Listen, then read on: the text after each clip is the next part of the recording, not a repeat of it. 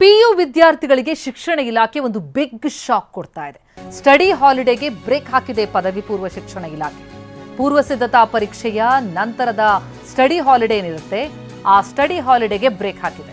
PU ಫಲಿತಾಂಶ ಸುಧಾರಣೆ ಮಾಡೋದಕ್ಕಾಗಿ ಇಲಾಖೆ ಈ ಮಹತ್ವದ ನಿರ್ಧಾರ ಕೈಗೊಂಡಿರುವುದಾಗಿ ತಿಳಿಸಿದೆ.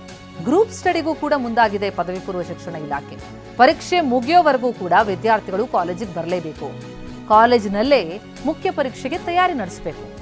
ಉಪನ್ಯಾಸಕರ ನೇತೃತ್ವದಲ್ಲೇ ಪರೀಕ್ಷೆ ತಯಾರಿಯಾಗಬೇಕು.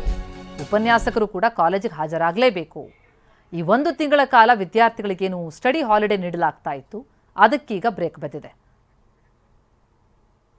ಮುಂದಿನ ವರ್ಷಗಳಲ್ಲಿ ಕೆಲವು PU ಕಾಲೇಜುಗಳಲ್ಲಿ ಬಂದು ಪರೀಕ್ಷೆ ದಿನಗಳಲ್ಲಿ ಪರೀಕ್ಷೆ ಮುಗಿದ ನಂತರ ಬಾಕಿ ಕ್ಲಾಸಸ್ ನಡೆಸದೇ ಇರೋದಿರಬಹುದು.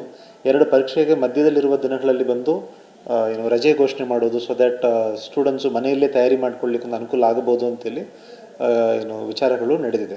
ಈ ವರ್ಷ ನಾವು ಅದರಿಂದ ಒಂದು ಬದಲಾವಣೆ ತೊಗೊಂಡು ಬಂದಿರೋದು ಏನಂತ ಹೇಳಿದರೆ, ನಮ್ಮ ಅಂತಿಮ ಪರೀಕ್ಷೆ ಫೆಬ್ರವರಿ 28 ಇದ್ದರೆ ಫೆಬ್ರವರಿ 27 ತನಕನೂ ಸಹ ಎಲ್ಲ ಕೆಲಸದ ದಿನಗಳಲ್ಲೂ ಸಹ PU ಕಾಲೇಜುಗಳು ಯಥಾವತ್ತಾಗಿ ಫಂಕ್ಷನ್ ಆಗಬೇಕು.